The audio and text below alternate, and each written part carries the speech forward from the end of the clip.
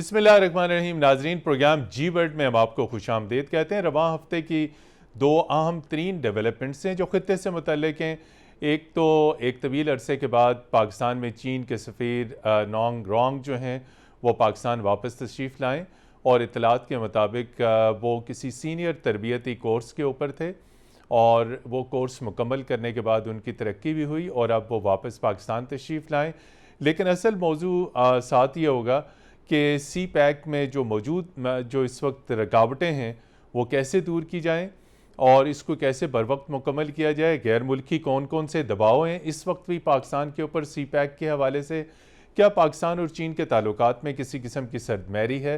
अगर वो है तो वो कैसे दूर होगी? सिक्योरिटी के ऊपर चीन के खदशात कौन दूर करेगा? चीनी सफ़ीर ने वापसी पर वज़ीर ख़ारजा, वज़ीर आज़म शहबाज शरीफ और आर्मी चीफ़ के साथ मुलाकातें की हैं।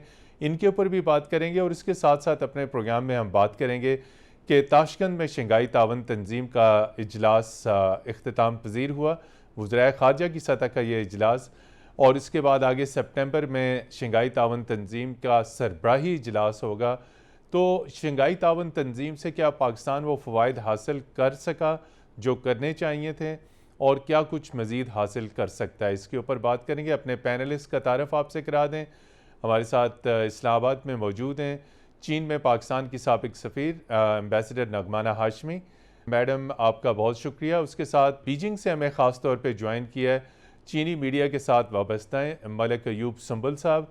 मलिक अयूब साहब, आपका भी बहुत शुक्रिया। यकीनी तौर पे आप बीजिंग में बैठें और पाक चीन ताल्लुकात और ख़ित्ते की सूरत हाल और शंघाई तावन तंजीम को एक यकीनी तौर पे एक मुस्बत एंगल से देखते होंगे। शुरू करते हैं एम्बेसडर नगमाना हाशमी से। एम्बेसडर नगमाना हाशमी साहबा, आप क्या समझती हैं कि सी पैक के हवाले से हुकूमतें तो मुख्तलिफ पीछे हमने देखी 2013 से 18 तक मुस्लिम लीग नून की हुकूमत थी, फिर PTI की आई, अब एक इत्तेहादी हुकूमत है। तो इन हुकूमतों के ऊपर जो चीन के मुखालिफ जो ममालिक हैं और इदारे हैं बैनुल अक़वामी सतह पे, वो आपके सामने क्या ये दबाव हो सकता है पाकिस्तान के ऊपर मगरब और अमेरिका की जानिब से? चूँकि अमेरिका ने तो खुल के सी पैक की मुखालफत की थी, तो ये गो स्लो होने की वजह क्या गैर मुल्की दबाव था पाकिस्तान के ऊपर? देखिए, पाकिस्तान के ऊपर गैर मुल्की दबाव तो जब से पाकिस्तान चीन दोस्ती शुरू हुई है उस वक्त से ही है। और जाहिर सी बात है कि ये बहुत बड़ा एक प्रोजेक्ट है और अब चीन वो चीन नहीं है जो 70 साल पहले था।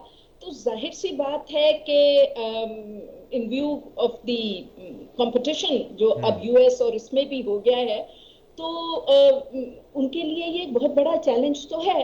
तो वो ना सिर्फ पाकिस्तान बल्कि तमाम ममालिक जो BRI में पार्टिसिपेट कर रहे हैं उनके ऊपर वो प्रेशर डालते रहते हैं। लेकिन देखिए, मुल्कों का जो इंटरेस्ट होता है वो इस तरह गैर मुल्की प्रेशर से खत्म नहीं होना चाहिए। तो to give the devil its due, ये जब इमरान खान साहब की हुकूमत आई तो जाहिर सी बात है इनकी एक तो हुकूमत पे कुछ लोग हैं जो बहुत ज्यादा प्रो वेस्ट है, तो वो नेचुरली इंडिविजुअल से मैटर करता है जो पॉलिसीज आप लेके निकलते हैं। और तो शुरू के जो साल थे उनमें तो काफी ज्यादा प्रॉब्लम था और टू बी ऑनेस्ट साथ कोविड भी हो गया तो उसकी वजह से भी चीजें थोड़ी स्लो हो गई। लेकिन जहां तक मेरा पॉइंट ऑफ व्यू है, बिल्कुल सी पैक स्लो हुआ क्योंकि वो पॉलिटिकल ओनरशिप और वो पॉलिटिकल जो स्ट्रेंथ पीछे से थी PPP गवर्नमेंट की या PML गवर्नमेंट की, वो उस तरह की सपोर्ट PTI गवर्नमेंट से नहीं रही।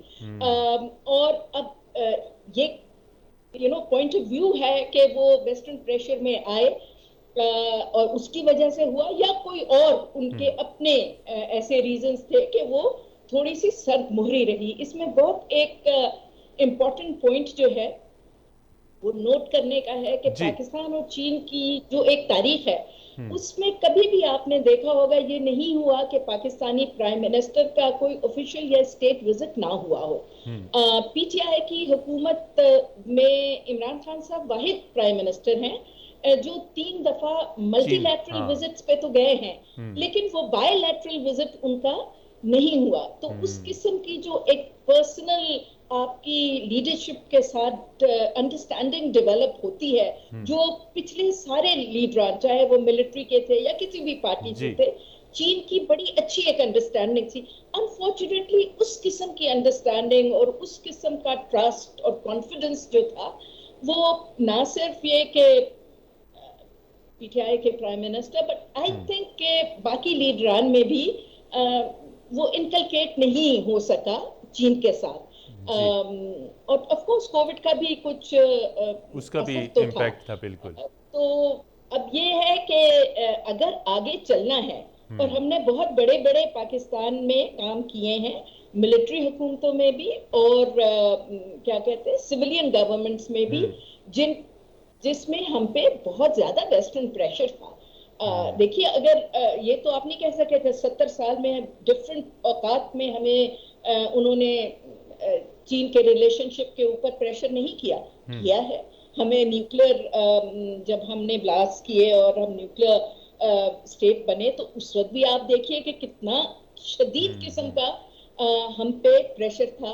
गवादर के वक्त भी बहुत प्रेशर था, अब भी प्रेशर है। देखिए, अब ये डिपेंड करता है कि किस पॉलिटिकल पार्टी में कितनी पॉलिटिकल स्ट्रेंथ है इस प्रेशर को बर्दाश्त करने की। जी मलिक अयूब पहली संबल। बात। और देखिए, एक बात आप जरूर समझ लीजिए जी ये मुमकिन नहीं है, ये बहुत बचकाना सोच है कि पाकिस्तान जो है वो पूरे वेस्ट से अलग होके और वो रहेगा। ये नहीं हो सकता। हमारी अमेरिका के साथ भी एक अंडरस्टैंडिंग है, एक रिलेशनशिप है। अब देखिए, इंडिया के साथ उनको पता है कि इनकी इंडिया का और रशिया का अपना एक अंडरस्टैंडिंग और रिलेशनशिप है।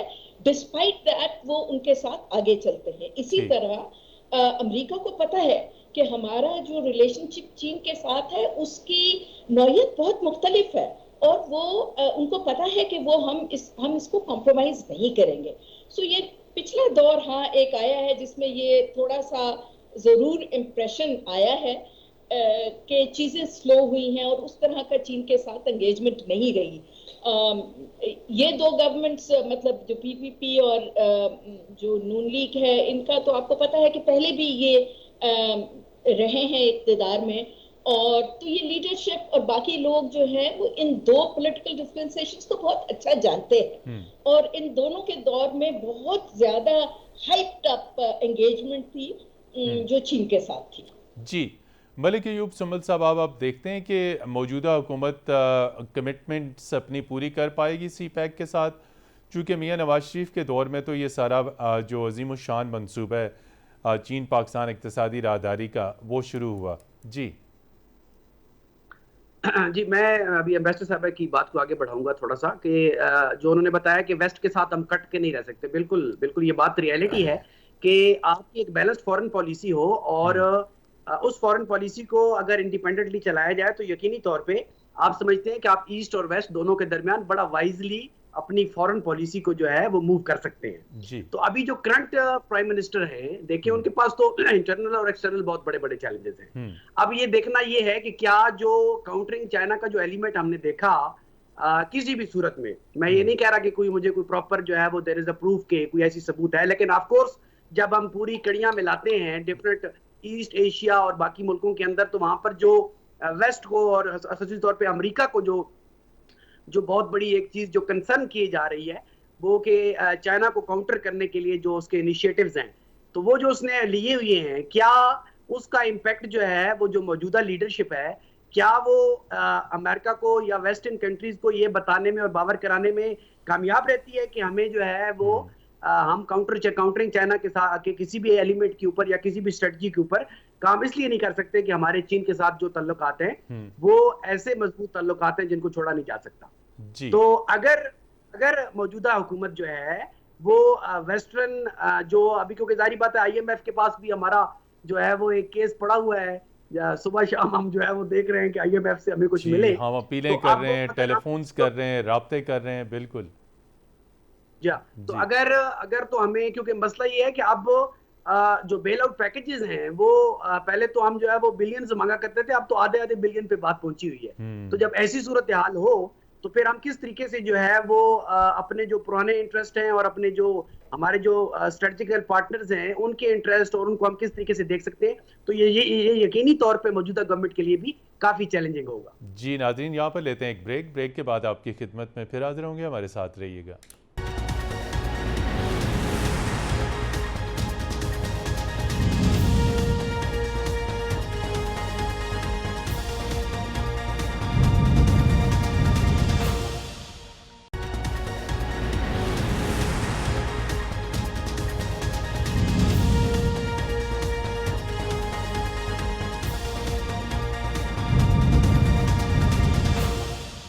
जी नाज़रीन, प्रोग्राम जी वर्ल्ड में एक मरतबा फिर खुश आमदीद, और हम बात करें पाक चीन ताल्लुकात और चीन पाकिस्तान इक़्तिसादी राहदारी।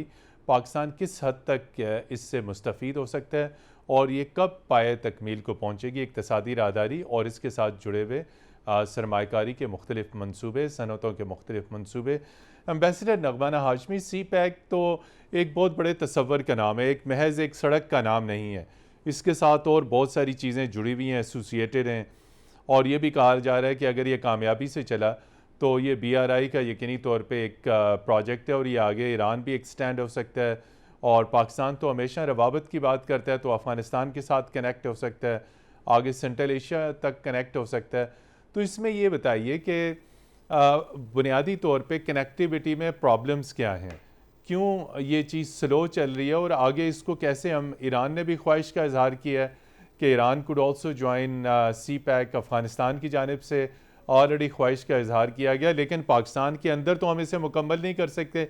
सी पैक के तहत सबसे बड़ा जो प्रोजेक्ट है वो शाराक है, वो अभी तक मुकम्मल नहीं हुई, उसके साथ जो जुड़ी हुई दीगर शाराएँ वो अभी तक मुकम्मल नहीं हुई, जो सनती मंसूबे थे वो अभी तक मुकम्मल नहीं हो सके। तो ये तो बहुत स्लो तरीके से चीज़ें आगे बढ़ रही हैं।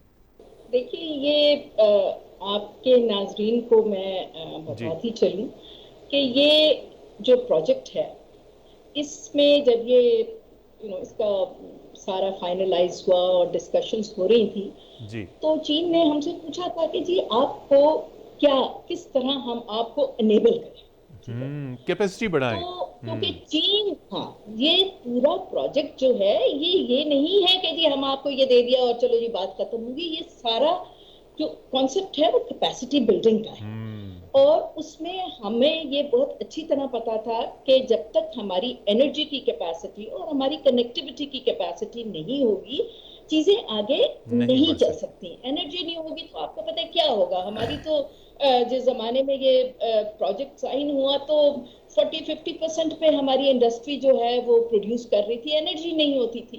तो इसलिए ये इंफ्रास्ट्रक्चर और एनर्जी प्रोजेक्ट्स पहले किए गए थे, और अब ये जितने प्रोजेक्ट्स हैं ये अपनी तकरीबन जो उनकी 19-20 डेडलाइंस थी उसी पे मुकम्मल हुए हैं। अब देखिए, करोड़ का जो है अप्रैल मई 2022 था, वो जून में इनॉग्रेट हो गया जी, crore power project. Despite being slow, जी, तो डिस्पाइट बीइंग स्लो, देखें जो मेन प्रोजेक्ट्स थे वो अपने तरीके से चल रहे हैं। अब 2023 की डेडलाइन है एयरपोर्ट की, वो 2023 में मुकम्मल हो जाएगी। तो ये थोड़ा सा जरा गलत इंप्रेशन है कि जी बिल्कुल रुक गया है, तबाह हो गया है, ऐसी भी कोई बात नहीं है। वो अपनी एक टाइमलाइन है, उसके हिसाब से चल रहा है। लेकिन अब जो चीज थोड़ी डिले हुई है वो है इकोनॉमिक जोन्स जी, और ये सीपैक का जो कॉन्सेप्ट है वो इकोनॉमिक जोन्स के बगैर देखिए बनता ही नहीं। आपने रोड्स बना ली, पोर्ट्स बना ली, एयरपोर्ट्स बना लिए, कनेक्टिविटी कर दी, बिजली आ गई, किस लिए? बत्तियां जला के शामियाने तो नहीं लगाने हैं ना। जी बिल्कुल, सनती जोन्स बनाने हैं, इंडस्ट्री डेवलप करनी है, आपने सनतें अपनी डेवलप करनी है ताकि आप वो चीजें पाकिस्तान के लिए भी अपनी इंपोर्ट सब्स्टिट्यूशन कर सके और आपके एक्सपोर्ट्स भी बढ़े, जो कि ना सिर्फ ये है कि चीन के साथ बढ़ेंगी, बल्कि कॉन्सेप्ट यही था कि क्योंकि ये याद रखिए, सीपैक जो है is the only connectivity which is north and south, so it's like a buckle. जो बाकी सारे सीपैक के रास्ते हैं वो ईस्ट वेस्ट हैं, वेस्ट ईस्ट हैं, लेकिन ये इट्स लाइक अ बकल। तो इसके बगैर BRI का कॉन्सेप्ट नहीं चलता है। और इसीलिए चीनी भी कहते हैं, हम भी कहते हैं कि ये एक कोर प्रोजेक्ट है और ये फ्लैगशिप प्रोजेक्ट है, इसीलिए सबसे पहले इस प्रोजेक्ट पे चीन ने अपनी पूरी तवज्जो दी, बिकॉज इस कनेक्टिविटी के बगैर और गवादर के बगैर कोई कॉन्सेप्ट नहीं बनता BRI का। मलिक अयूब संभल साहब, बड़ा अहम नुक्ता मैडम ने उठाया कैपेसिटी का। तो बड़ी तादाद में इस वक्त चीनी माहिरीन, इंजीनियर्स, एक्सपर्ट्स बड़ा रिच एक्सपीरियंस लेके चीन से वो पाकिस्तान में आए हुए हैं, और जिस तरह मैडम ने कहा एनर्जी प्रोजेक्ट्स में, इंडस्ट्री पे हैं, मुख्तलिफ़ चीज़ों पे काम कर रहे हैं। तो क्या पाकिस्तानी जो लेबर क्लास है, जो स्किल्ड लेबर है, जो यहाँ पे वाइट कॉलर जॉब्स वाले हैं, चीनी माहिरीन और उनसे वो कुछ सीख सकेंगे? ताकि चीनियों ने हमेशा तो नहीं रहना, ये तासर तो सही नहीं है, आखिर उन्हें मुख्तलिफ प्रोजेक्ट्स मुकम्मल करने हैं, वापस चले जाना है। तो इतनी बड़ी अजीम कौम से हम कुछ सीख सकते हैं जिस तरीके से उन्होंने अपनी कौम को खड़ा किया। तो क्या हमारे अंदर सीखने की, वो स्किल्स डेवलप करने की, जिस तरीके से चीनी काम करते हैं, हमारे अंदर वो सलाहियत है? देखिए, ये सबसे पहले तो मैं ये बताऊं आपको कि ये जो CPEC की बात हो रही थी, तो CPEC फ्लैगशिप तो डेफिनेटली है ही है, लेकिन जब हम बात करते हैं BRI की तो फिर वो मैं कहता हूं कि ये एक eastern emergence of world order है कि मशरिक की तरफ से जो वर्ल्ड ऑर्डर आ रहा है, ये बेसिकली BRI उसका हिस्सा है, पार्ट ऑफ दैट वन, उसका हिस्सा है। और CPEC is a flagship definitely, क्योंकि मसला ये कि हमारी सरहद पाकिस्तान और चाइना की आपस में मिलती है। तो चाइनीज का तो वैसे भी जो ट्रस्ट था और मान है कि यार मतलब पाकिस्तान के साथ जो हमारे रिलेशन है, तो यहाँ पब्लिक के अंदर जिस तरीके से जो सेंटिमेंटल ग्रीटिंग्स हैं या जो वार्म एटीट्यूड है वो बहुत ज्यादा है जी, पाकिस्तान के नाम की, पाकिस्तान को दोस्त समझा जाता है। तो रही बात पाकिस्तान कैपेसिटी बिल्डिंग के हवाले से लर्न कर सकता है, तो यकीनी तौर पे ये जो प्रोजेक्ट है ये वाइस वर्सा प्रोजेक्ट है। हम बात तो करते हैं कि चाइना के साथ हमारे जो है वो हिमालय से ऊंचे, समुद्रों से गहरे और शहद से मीठे, तो ये तीन जुमले तो हमने जो है वो बहुत हर जगह पे यूज किए हैं, लेकिन प्रैक्टिकली हम देखें कि हमारी ट्रेड जो है, पाकिस्तान जो है वो can be become a fruit basket, vegetable basket of China. मतलब आप देखें कि लैटिन अमेरिका से ये मंगाते हैं चीजें, तो क्या हमारी जो प्रोडक्ट्स हैं वो नहीं आ सकती इस मार्केट के अंदर? यानी कि वर्ल्ड लार्जेस्ट कंज्यूमर है चाइना जो है। तो जब हम बात करते हैं कैपेसिटी बिल्डिंग की, तो यकीनी तौर के ऊपर CPEC जो है वो दोनों मुल्कों की अफादियत के लिए और दोनों मुल्कों की इकोनॉमीज को बूस्ट अप करने के लिए है, और हम उससे यकीनी तौर पे बहुत कुछ ले सकते हैं। यही बात जो उनकी एक्सपर्टीज हैं, तो ऑफ कोर्स यकीनी तौर पे चाइना ने जो है वो कभी नहीं रहना, या आप ये कहें कि कोई लॉन्ग टर्म जाके उनका कोई गोल हो, डेफिनेटली उनकी कंपनीज वगैरह अगर डेफिनेटली होंगी तो होंगी, लेकिन जहां तक जो ह्यूमन रिसोर्स का ताल्लुक है, ऑफ कोर्स जो है वो तो लोकल, जब इंफ्रास्ट्रक्चर और बाकी चीजें डेवलप होती हैं तो लोकल जो है they can contribute a lot. जी मैडम, ये बताइए, हमने ब्रेक पे भी जाना है, बहुत मुख्तसरन कि ये तिजारती अदम तवाज़न हमारा चीन के साथ क्यों है, और अभी भी जब ये नोंग साहब मिले पॉलिटिकल और मिलिट्री लीडरशिप के साथ, तो पॉलिटिकल लीडरशिप ने ख़ास तौर पे इस पर जोर दिया कि पाकिस्तान की जो प्रोडक्ट्स हैं उन्हें चीनी मंडियों तक रसाई की इजाज़त दी जाए, पाकिस्तान की तिजारत जो है वो चीन के साथ इजाफा होना चाहिए। पाक चीन तिजारत जो है वो चीन की फेवर में है, पाकिस्तान के फेवर में नहीं है। बहुत सारी चीज़ें ऐसी हैं जो पाकिस्तान से चीन जा सकती हैं। तो जब आप सफ़ीर थी तो इस हवाले से क्या चीनी क़यादत के साथ बातचीत होती थी, और वो उनका नुक्ता नज़र इस हवाले से क्या था, क्यों पाकिस्तान से वो चीज़ें इम्पोर्ट करने में हिचकिचा रहे हैं? देखिए, चीन तो बिल्कुल नहीं हिचकिचा रहा, इसलिए कि अगर आपको याद हो तो अर्ली हार्वेस्ट प्रोग्राम जो था वो 2007 में हमने साइन किया था, जिसके तहत कोई 300 प्रोडक्ट लाइंस थी जो free of tariffs and all वो चीन में जाती थी। और अब तो 2000 नवंबर के 20 में हमने फ्री ट्रेड एग्रीमेंट उनसे जो है वो साइन कर लिया था, जो कि 1 जनवरी 2021 में वो फंक्शनल हो गया था। अब आप देखिए, चीन तो नहीं आपको रोक रहा, आपकी अपनी प्रोडक्टिविटी क्या है जी। प्रॉब्लम तो आपके एंड पे है, क्योंकि आपकी एक्सपोर्ट बास्केट में 10 चीजें हैं जिनमें 7 चीजें जो है वो कॉटन रिलेटेड हैं, और उसमें भी आपकी स्टैग्नेशन है कि ना आप उसमें ज्यादा प्रोड्यूस कर रहे हैं। चीन तो यहाँ तक करता है कि उसने कई दफा बहुत बड़े बड़े बाइंग डेलीगेशंस भेजे हैं टेक्सटाइल्स वगैरह के लिए, लेकिन हम वो कैपेसिटी यूटिलाइज नहीं कर सके क्योंकि हमारे पास सरप्लस ही नहीं है। दूसरी बात ये देखिए कि इन्होंने कहा कि वो ग्रेन जो है वो फ्रूट एंड वेजिटेबल बास्केट है, तो आई थिंक हमें ये सोच लेना चाहिए कि पाकिस्तान का साइज क्या है, ठीक है ना, और हमारी जो एग्रीकल्चर का स्ट्रेंथ है अभी वो उस तरह हमने वो जो कहते हैं कॉर्पोरेट एग्रीकल्चर वो हमने शुरू नहीं की है। हम अभी बहुत ही पुरानी चीजों के ऊपर, ड्रिप इरिगेशन तक तो हम आए नहीं हैं, तो उसमें 3-4 मसाइल एग्रीकल्चर में अभी भी हम बहुत पीछे हैं जी। नहीं, क्योंकि देखिए अब चीन की जो डिमांड है, फॉर एग्जांपल, एक तो उनकी फाइजर सैनिटरी जो है वो रिक्वायरमेंट्स बहुत ज्यादा है, क्योंकि हमारे यहाँ से जो चीज वहां जाएगी उसको एक पर्टिकुलर मयार के मुताबिक होना चाहिए, पहली बात। दूसरी बात यह है कि कुछ चीजें उन्होंने कहा कि जी आप भेज दें, फॉर एग्जांपल चेरीज, मुझे याद है कि हमने कहा कि जी हमारी चेरीज बहुत अच्छी हैं, आप चेरीज को अलाउ कर दें, उन्होंने कहा जी अलाउ कर दें।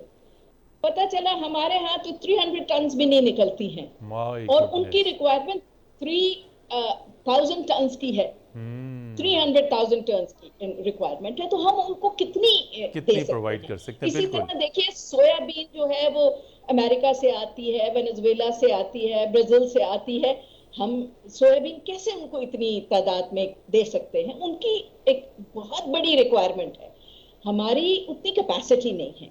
इसीलिए आपने देखा होगा कि बहुत इस चीज पे जोर दिया जा रहा है कि जो सोशियो इकोनॉमिक डेवलपमेंट की बात है तो CPEC for agriculture, agricultural development के लिए, उसमें अगर आप गौर से देखें तो जैसे कि कैपेसिटी बिल्डिंग की आप बात कर रहे थे, तो वहाँ की बहुत बड़ी एक इंस्टीट्यूट है जिसके साथ हमारा एग्रीमेंट हुआ है। ये जो टेक्निकल चीजें आप करते हैं, डेवलप करते हैं, वोकेशनल ट्रेनिंग जो वोकेशनल ट्रेनिंग, बिल्कुल जी। यहाँ पर लेते हैं एक ब्रेक लेनी है, फिर उसके बाद वापस आएंगे। यहाँ पर लेते हैं नाजरीन एक ब्रेक के बाद वापस आएंगे तो इस मौजू पे गुफ्तगू का सिलसिला जारी रखेंगे।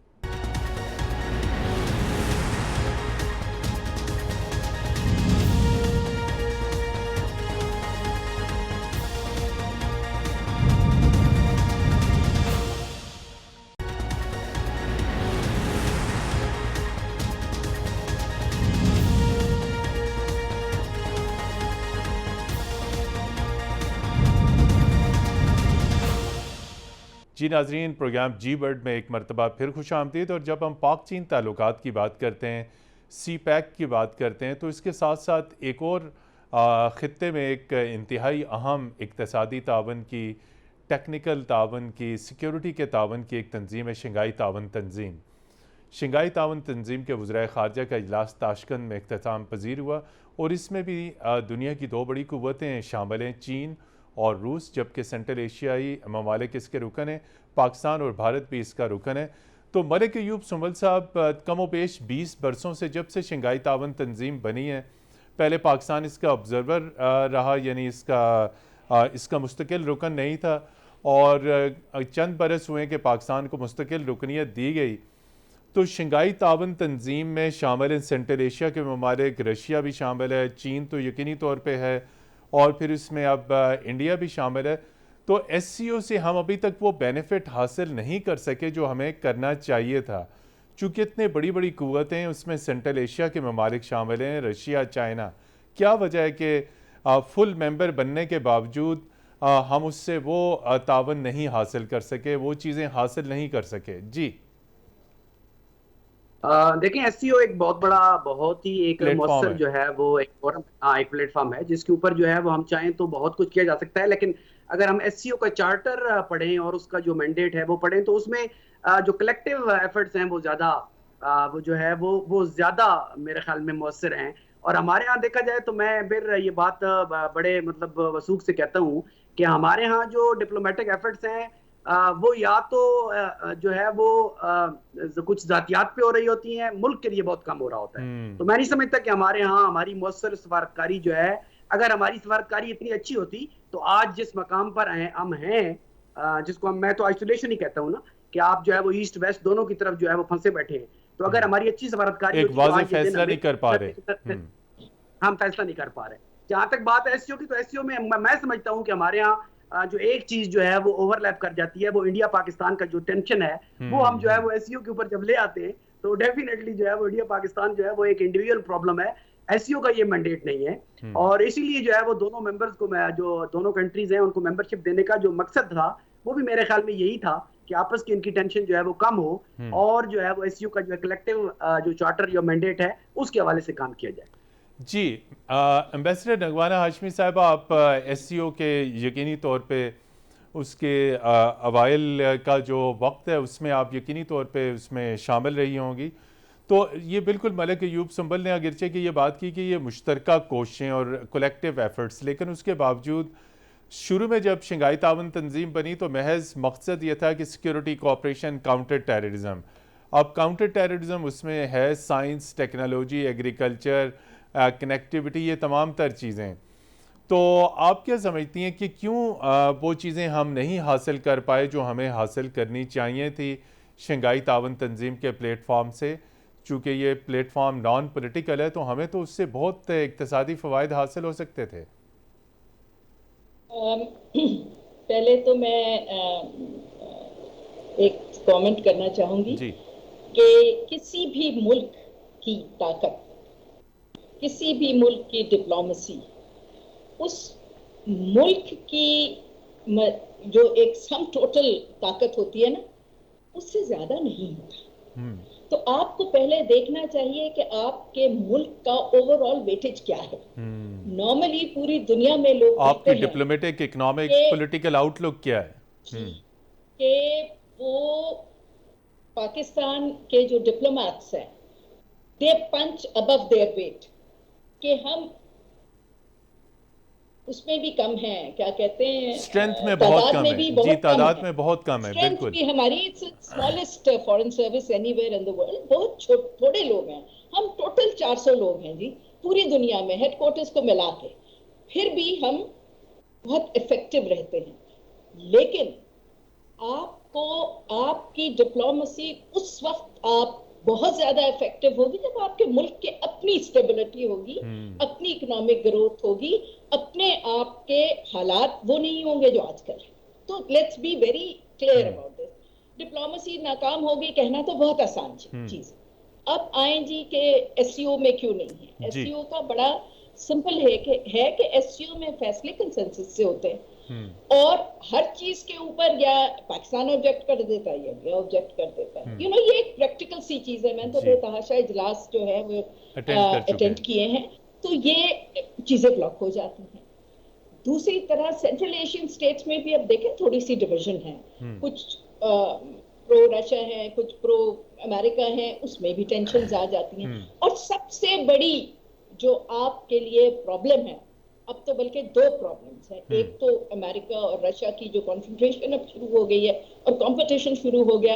लेकिन अगेन एससीओ का पूरा कॉन्सेप्ट ये था कि इस जो एरिया है इसमें सिक्योरिटी, इकोनॉमी, कनेक्टिविटी, डेवलपमेंट, एक रीजनल पावर इसको बनाए, वीज़ा-वी लाइक आसियान है जैसे, इस रीजन के लिए ये एक पावर बन के आगे जो है वो उभर के आगे आए। तो इसमें शुरू से ही बाद में और स्ट्रैंड्स भी शामिल हो गए, लेकिन शुरू से इसमें 7 स्ट्रैंड्स थे जिसमें industrial cooperation, banking cooperation, transport का तो बहुत ही ज्यादा था, एग्रीकल्चर कोऑपरेशन, बहुत सारी चीजें थी इसमें। लेकिन वो सारा कुछ डिपेंडेंट था। अगर हमारा आप पॉइंट ऑफ व्यू देखें, जब से इंडिया और पाकिस्तान को बीच में लिया है तो वो सारी चीजें डिपेंडेंट हमारे पॉइंट ऑफ व्यू से अफगानिस्तान पे हो जाती है। तो जब अफगानिस्तान हमारे और सेंट्रल एशिया के और रशिया के बीच में है तो हम किस तरह उसको इफेक्टिव बनाएं और उसके साथ हम उससे फायदा उठाएं। तो जब तक अफगानिस्तान नहीं होगा तो ये एससीओ भी, as far as your regional connectivity and trade और इवन सिक्योरिटी, वो काफी ज्यादा उससे कनेक्टेड रहेंगे। तो जो मतलब एक्सपेक्टेशंस थी वो उस तरह पूरी नहीं हुई जी। और नहीं जी। मलिक अयूब संभल साहब, आगे वे फॉरवर्ड क्या है कि पाकिस्तान ईसीओ का भी मेंबर है, शंघाई ताउन तंजीम का भी मेंबर है, खित्ते की बहुत सारी तंजीमें, आसियान का बनना चाहता है, सार्क का मेंबर है, लेकिन सार्क डोरमेंट हो चुकी भी है। तो ये जो हमेशा हम इलाकाई तावन की बात करते हैं, वो तावन तो इस वक्त स्टैगनेंट हो चुका हुआ है।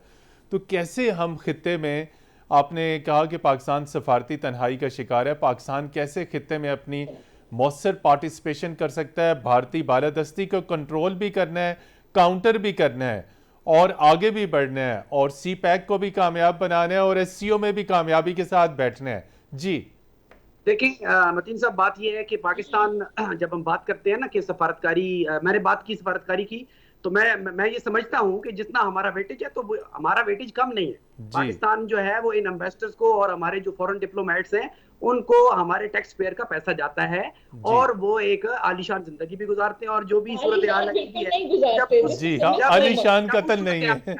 आजकल तो 35% कट लग चुका है, आजकल 35% कट पहले भी नहीं गुजारते। अच्छा पहले पता है ये मैं नहीं, एक मिनट अगर आप मुझे मौका दें, बिकॉज ये बहुत गलत बात है कि इतनी अच्छी एक इंस्टीट्यूशन को जो दी बेस्ट परफॉर्मिंग है उसको इस तरह मिस परसेप्शन है। इस पे हम अलग से प्रोग्राम करेंगे मैडम और आपको मदऊ करेंगे, इस पे प्रोग्राम करेंगे। जी मलिक अयूब सुंबल, आप कंक्लूड कीजिए। जी तो मैं समझता हूँ कि मैं छोटे छोटे मुल्कों की मिसाल देता हूँ। मैं आपको अजरबैजान और ये छोटे छोटे सेंट्रल एशिया की आपको बताएं, उनकी वाकई सफारतकारी जो है वो बहुत मौसर है। और मैं समझता हूँ कि हमें चाहिए कि हमें जो है वो अपना काउंटर नैरेटिव भी बिल्ड करना चाहिए और हमें अपना नैरेटिव जो है वो दुनिया को बताना चाहिए। अगर हम चाहते हैं कि वाकई जो है वो हम चाहते हैं कि हमें जो है वो एक रिकॉग्निशन मिले और हम ये जो करंट क्राइसिस है इससे बाहर आए, तो हमें चाहिए कि हमें एक कलेक्टिव लेवल पे जाके तो मुल्क के लिए काम करना चाहिए। बिल्कुल नाजरीन, अगर पाकिस्तान जी सेंट्रल एशियन रिपब्लिक्स की डिप्लोमेसी अच्छी नहीं है, उनके बड़े मसाइल हैं। अगर गौर से देखें उनकी पब्लिक डिप्लोमेसी अच्छी है, बिल्कुल जी पब्लिक डिप्लोमेसी, बिल्कुल पब्लिक डिप्लोमेसी और जो रवायती डिप्लोमेसी है, ये दोनों आपस में कनेक्ट करती हैं। बिल्कुल ये इनमें फ़र्क ज़रूर है लेकिन आपस में इनमें कनेक्टिविटी ज़रूर है। और नाजरीन, खित्ते में पाकिस्तान उसी सूरत में आगे बढ़ सकता है जब पाकिस्तान के अंदर सियासी, माशी और सिक्योरिटी इस्तेहकाम हो। खित्ते में कनेक्टिविटी का तस्वर आगे बढ़ाने के लिए पाकिस्तान को बहुत कोशिशें करनी होगी। शंघाई ताउन तंजीम के प्लेटफॉर्म से पाकिस्तान को बेहद फ़वाइद हासिल हो सकते हैं, वो कैसे हासिल करने इसकी तरफ भी पाकिस्तान को देखना होगा। और पाक चीन ताल्लुकात जो हैं उनको मजबूत करना है, सी पैक को आगे बढ़ाना है और इसको कामयाबी के साथ मुकम्मल करना है। एम्बेसडर नगमाना हाशमी और बीजिंग से ख़ास तौर पे हमें ज्वाइन किया पाकिस्तानी सहाफ़ी मलिक अयूब सुंबल ने। आप दोनों हजरात का बहुत शुक्रिया। प्रोग्राम जी वर्ल्ड की टीम को अगली इतवार तक के लिए इजाज़त दीजिए। खुदा हाफिज़।